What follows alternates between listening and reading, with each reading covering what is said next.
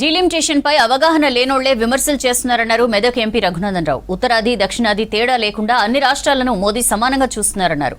గుడ్డెద్దు చేన్లో పడ్డట్టు రేవంత్ రెడ్డి మాట్లాడుతున్నారని విమర్శించారు రఘునందన్.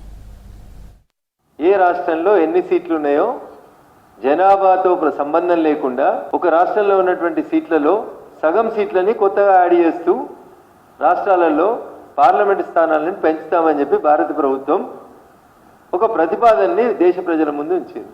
ఇక లెక్కలు రాని వాళ్ళంతా పోయి టీవీలలో కూర్చొని ముచ్చట్లు చెప్తున్నారు. ఆఖరికి నిన్న మన రాష్ట్ర ముఖ్యమంత్రి రేవంత్ రెడ్డి గారు కూడా పోయి ఢిల్లీలో టీవీ ఛానల్లో కూర్చొని ముచ్చట చెప్పిండు. ఉత్తరప్రదేశ్లో 80 ఉన్నాయి, 160 అవుతాయట. 80 ఉంటే సగం పెంచుతామంటే 80కి 40 కలిపితే 120 అవుతాయి, కానీ 160 అయితే ఎట్లయితే నాకు లెక్క అర్థం కాలేదు. మరి తమిళనాడుకు ఎన్ని వస్తాయో చెప్పుర్రు అంటాడు. తమిళనాడులో 40 కాదు 42 ఉన్నాయన్న. ఇదే లెక్క ప్రకారం ఉత్తరప్రదేశ్లో పెరిగిన లెక్క తీసుకుంటే 42కి 21 జమ చేస్తే 63 సీట్లు పెరుగుతాయి. లేదు ఉమ్మడి ఆంధ్రప్రదేశ్నే తీసుకుందాం, ఆంధ్రప్రదేశ్ తెలంగాణ రాష్ట్రాలను తీసుకుంటే 42 మంది ఎంపీలు ఉన్నారు ఇంతకుముందు, ఇప్పుడు 21 పెరుగుతాయి. 42 + 21 63 పెరుగుతాయి.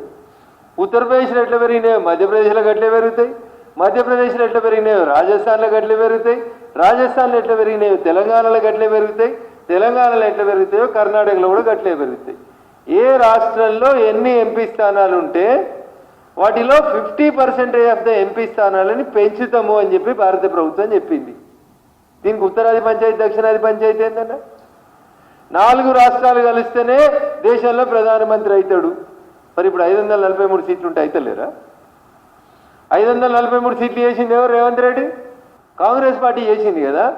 మరి ఆ రోజు కాంగ్రెస్ పార్టీ ఉత్తరప్రదేశ్లో 80 సీట్లు చేసి ఆంధ్రప్రదేశ్లో 42 సీట్లే చేసింది కదా. ఆ రోజు ఏమన్నారు? మరి ఎలక్షన్ కొట్లాడి గెలుగుర్రబాయ్ అంటే పొంకుడు, మాట్లాడితే ఉత్తరాది దక్షిణాది. ఇవాళ 1971లో కాన్స్టిట్యున్సీస్ రీఆర్గనైజ్ అయినప్పుడు అప్పుడు ఉన్నటువంటి కాంగ్రెస్ పార్టీ ఏం రీఆర్గనైజ్ చేసింది, ఏ బేసిస్ మీద ఆ రోజు సీట్లు పెంచిండ్రు? ఆ రోజు ఉత్తరాది రాష్ట్రాలకి సీట్లు పెరిగిన రోజు పెంచింది కాంగ్రెస్ కాదా అని ఒకసారి రేవంత్ రెడ్డి చెప్పాలి.